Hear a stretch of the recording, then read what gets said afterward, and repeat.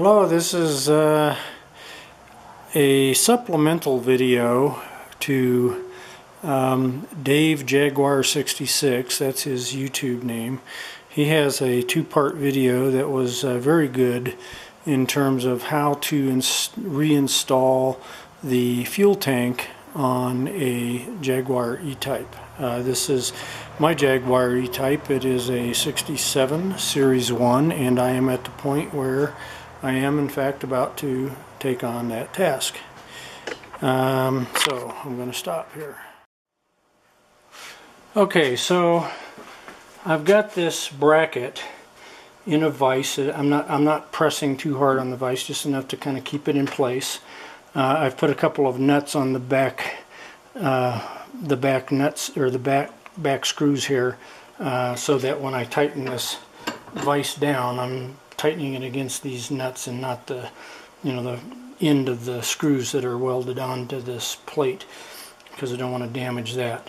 The first thing I have done is on this hole, because I'm going to be screwing, basically I'm going to put the grommet on here and have the tube on here and try to get it started the best I can. I'm going to put some WD-40 on it, and then I'm going to try to get this started into this hole, and then just tighten it down, and hopefully the nut will then force the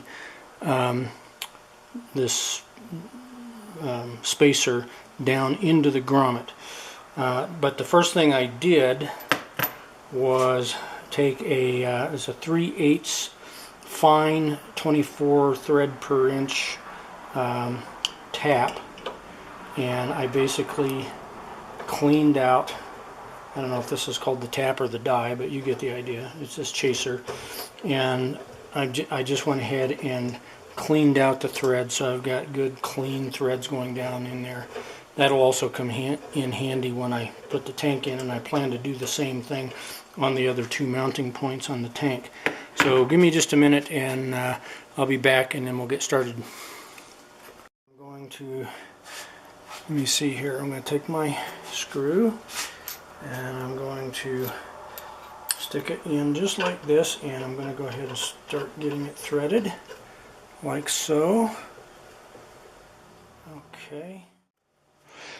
Okay, so now what I'm doing is I've got the bolt started into the threads down here, and I'm just going to turn this and use the bolt as it pulls down into the threads on the thing to basically push the and until it just about starts to feel like it's getting tight. And now I know I've got this spacer tight up against that, so theoretically this grommet should be pushed up onto the spacer just exactly the right amount. Okay, so if I take this off, if I now go ahead and remove this nut in the spacer, what do you know if I just go ahead and take it all the way out. Okay, and so the surface of the spacer is even flush with the bottom of the grommet, and so this will be on the bottom end of the mount for the fuel tank. And then of course the other one, when you go to put the top one on, you should be able to just go ahead and get it started and bolt it down accordingly. So there you go. Okay, so now that I've got the grommet on the spacer, and I did this on the bench as you saw in the last video, now what I'm going to do is put this grommet, offer it up from below on the mounting point on the tank, and then I'm going to take the other grommet and put it on top of the spacer. And of course the hard part's going to be to get it onto, started on the spacer. So the little method I came up with is I went down and bought a 3-inch bolt that's the same thread size, which is it's a 3/8 by 24 threads per inch, and I got some washers here so that I have just as you can see here, I have just about a ½ inch or so, maybe an inch actually, sticking out from the bottom. And then what I do is I take a washer, offer it up to the bottom so that I don't damage the grommet. I'm going to take a nut that's the right thread size, 24 threads per inch, 3/8 nut, just a plain nut, not a lock nut. And I'm going to start it up on there and kind of get it finger tight to start with. Okay, like so. And I'm just going to kind of make sure that everything looks like it's about centered. Okay, and then what I'm going to do is I'm going to take, it's about where I think it needs to be. This is a 9/16 box end wrench. And I hold this nut on the bottom with it, and I take a 9/16 socket, and I begin to tighten that puppy down. This works. So it does look like it's pushing it down onto the spacer, and I'm really just going to crank that puppy down. I'm going to crank it down pretty good because I want those little raised areas on the grommets to pop up into the hole there.